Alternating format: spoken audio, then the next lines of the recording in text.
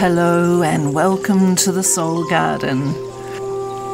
I'm Georgina Langdale, the founder of Archeus, and I'm delighted to have you here with me, where we explore the inner and the outer workings of living in a connected world. Well, I am recording this podcast on the day after Earth Day. And I've been reflecting on Earth Day. You know, it's been really heartening seeing news footage of people around the world getting out on the streets and asking for change. Seeing people wanting to be the change we need in this world if we're going to face any sort of sustainable future. I've also been reflecting on Earth Day from the perspective of being a woman in midlife. I'm in my 50s, so I'm a child of the 60s, and I'm so grateful for what the earth has given me. You know, there's this ancient idea of everything being made from three things. You know, this is a view of the world where we were absolutely interconnected and part of and made from nature, spirit, and cosmos. So there's these three things. One of these things that we're made of is called prima materia, and it's the stuff that makes us, you know, the body of us, the physical being of us. It's the thing that makes a rock, a tree, an elephant, a person. So bodies are made from this prima materia. So I thank the earth for my prima materia. It's like, you know, every vegetable I eat, it becomes me. I am made from clay, and I am made from stardust. The second material is this idea of spirit, animus, world spirit, our own interior spirit. The spirit that moves through all things, you know, it's this driving energy that comes from cosmos into earth and into all of us. So we can connect with the spirit of tree, with the spirit of rock, of landscape. And then there's this idea of soul, anima, world soul. We have soul. We nurture our soul. We see soul in the eyes of our beloved and our beloved animals. We feel soul emanating from place and sacred spaces. We see soul in the newborn child. And so I'm really grateful for the earth being a vessel that contains these ways of being, prima materia, spirit and soul. I'm grateful to the earth for giving me this body, giving me the food I eat. I'm grateful to the earth for helping provide shelter, textiles, medicine and spirituality and wonder. You know, the earth gives us the stories and traditions and legends and rituals of our cultures and our places and our spiritual and faith journeys. The earth gives us our own sense of belonging. It gives us history, seasons, ceremonies, celebrations, and ritual, and I thank it for all of that. And I grieve. I grieve on Earth Day for all that has been lost in my lifetime. You know, the abundance of different species from oceans to tropical forests. So I'm talking about fish and birds and reptiles and amphibians. Their abundance, their populations have declined by 2/3 in the course of my own lifetime. So now there is only 1/3 of the abundance of living creatures on this planet as there was when I was born. And in this time in my life, right now, there are thought to be up to 1 million species currently threatened with extinction. And in my lifetime, me, a woman in my 50s, human population has doubled. It's risen from 3.7 billion people to over 7.6 billion people. In my lifetime, most of the wetlands of the world that have so much importance in our ecosystems, they've been drained to enable towns and cities to be built and rubbish dumps and things like that. In my lifetime, there has been so much destruction, so much devastation of ecosystems, and this has resulted in so much loss of biodiversity.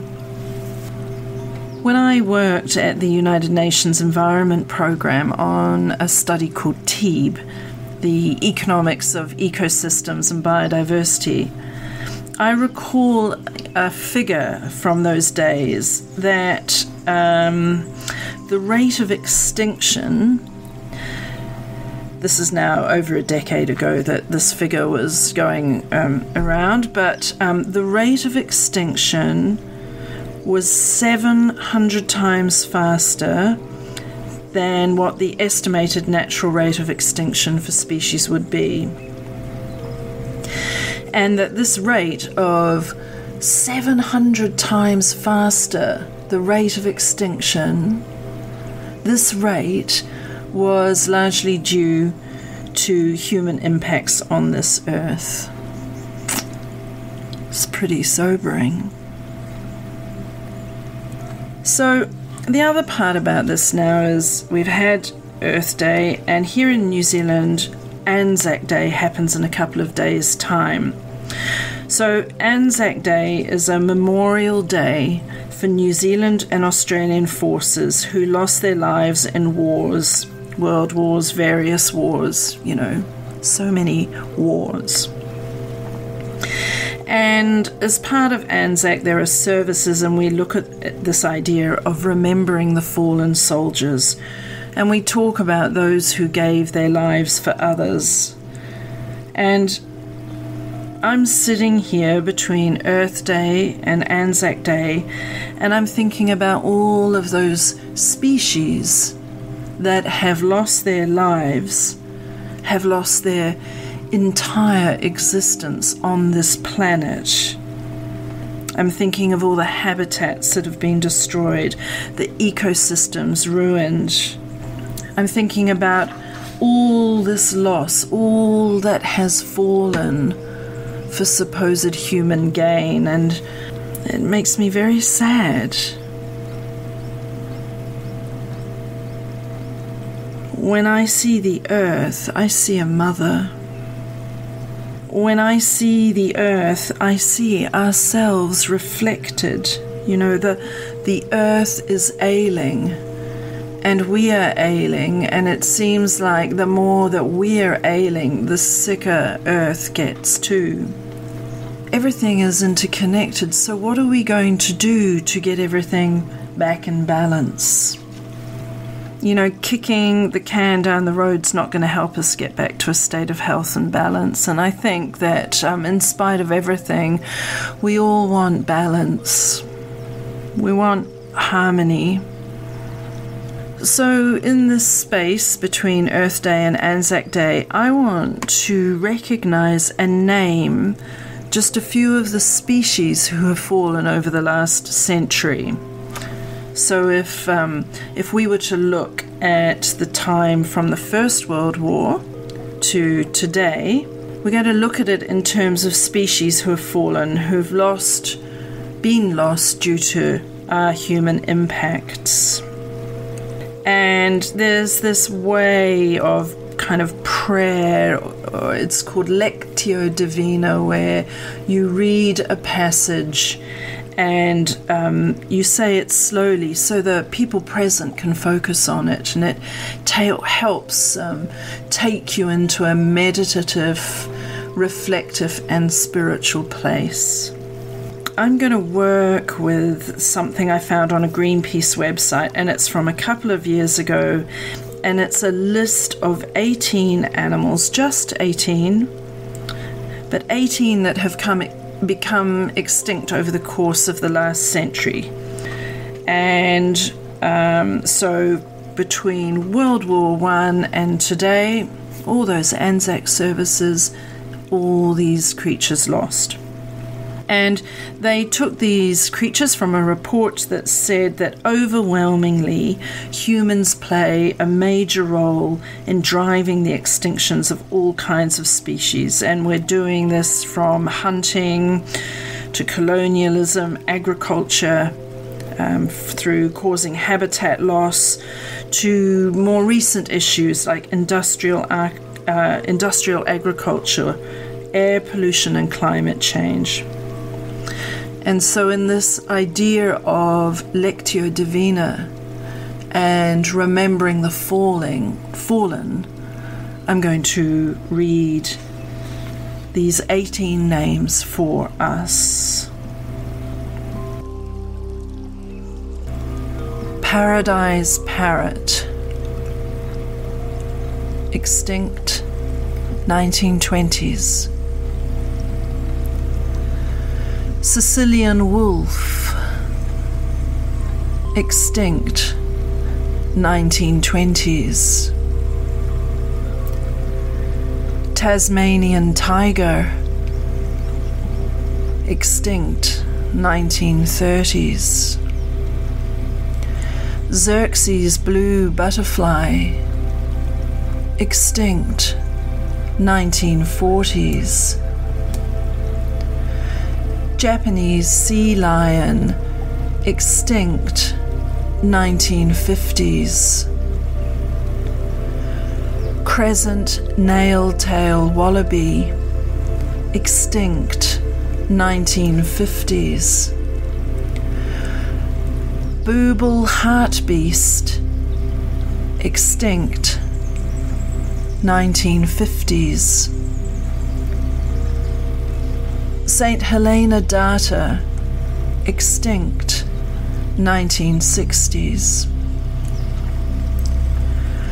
Kakawahi, extinct 1960s.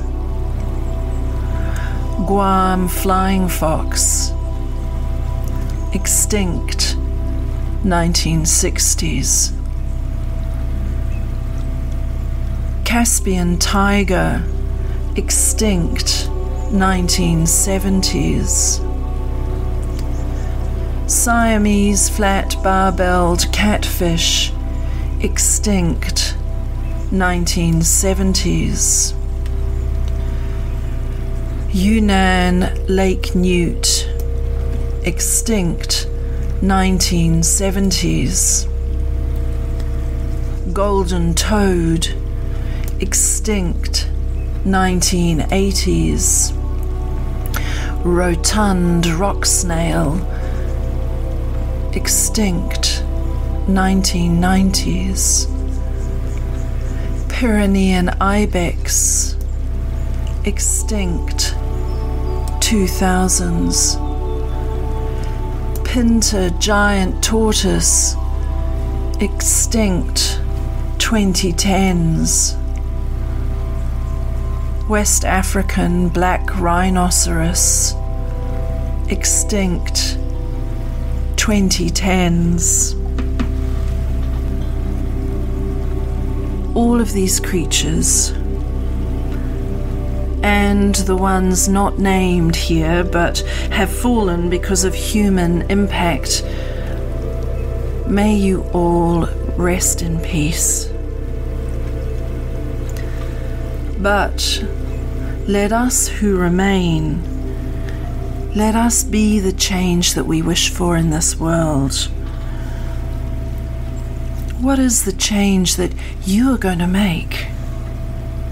Let's be the wise ones that can create a better world, bring back balance, bring us back from the brink. Let us be the change we wish for. So, for Earth Day and for ANZAC Day, this is me, Georgina Langdale. Thank you so much for listening, and go well. Goodbye.